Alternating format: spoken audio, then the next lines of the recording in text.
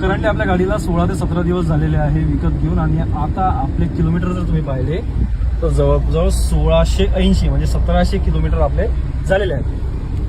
17व्या दिवसात 1700 किलोमीटर म्हणजे on an average 100 kilometre per days आपलं रनिंग सुरू आहे आणि आपल्या गाडीची कालच पहिली सर्व्हिसिंग झाली आहे टाटा नेक्सॉनची. तुम्ही बघू शकता की पूर्ण काल त्यांनी पॉलिश वगैरे करून दिलेलं आहे. डॅशबोर्ड त्याच्यानंतर मॅट फिनिशिंग त्यांनी चांगली करून दिलेली आहे.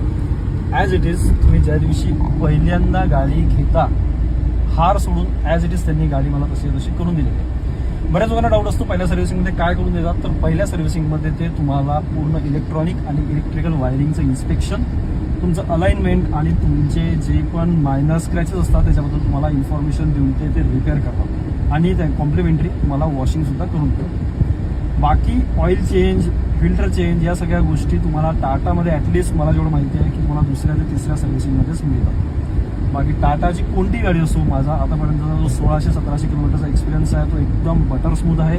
टाटा आणि नेक्सॉन अल्टिमेट बेस्ट चॉईस आहे.